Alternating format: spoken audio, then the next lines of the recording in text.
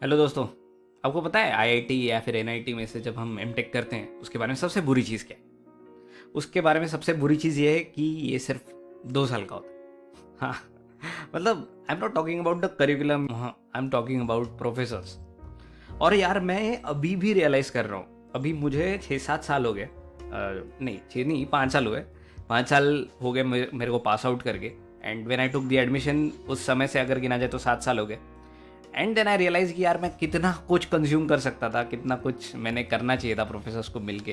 And I missed out on all that, और वो सिर्फ एक वजह से कि मैं डरता बहुत था कि यार क्या बोलेंगे, बेइज्जती करेंगे, ये करेंगे वो, ये एक ही चीज़ मेरे दिल में रहती थी। And I use to miss out on that. इससे ही बताता हूँ आपको। एनर्जी पॉलिसी का एक लेक्चर था and professor Kandpal, doctor Kandpal was the teacher.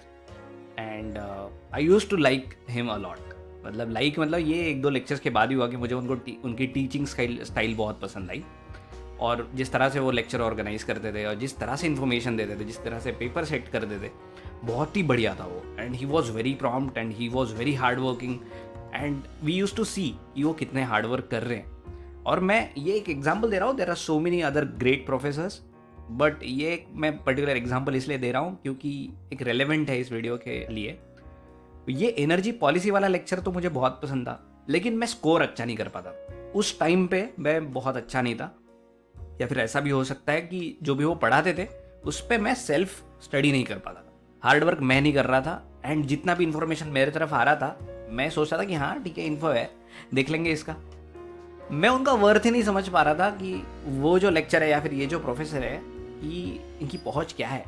ठीक है, और ये मुझे धीरे धीरे रियलाइज होने लग गया जब मैं 1 साल पूरा कर चुका था एमटेक में, 1.5 साल पूरा कर चुका था, और जब तक कि सारे लेक्चर्स खत्म हो चुके थे। अभी लेक्चर्स नहीं थे, अभी प्रोजेक्ट्स थे।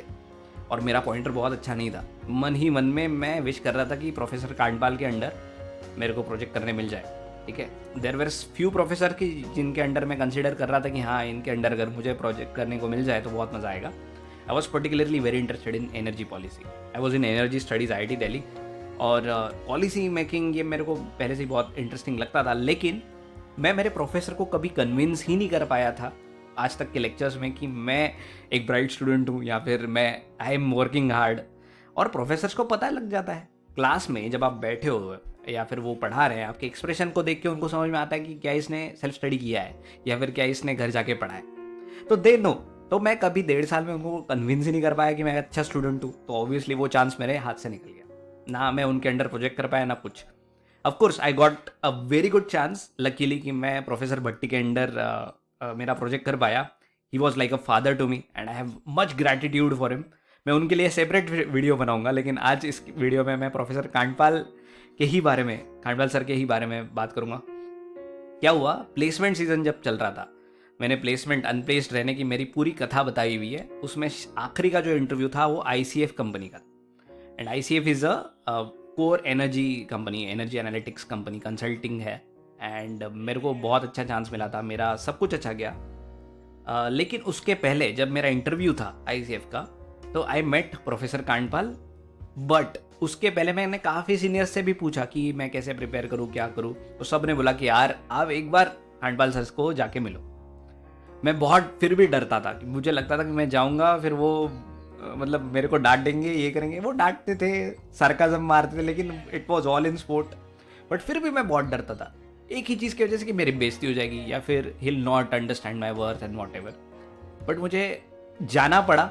मैं उनका दरवाज़ा खटखटाया ऑफिस का, फाइनली बहुत डर डर के उनके पास गया, उनको बताया कि सर ऐसे ऐसे है, मेरा इंटरव्यू है।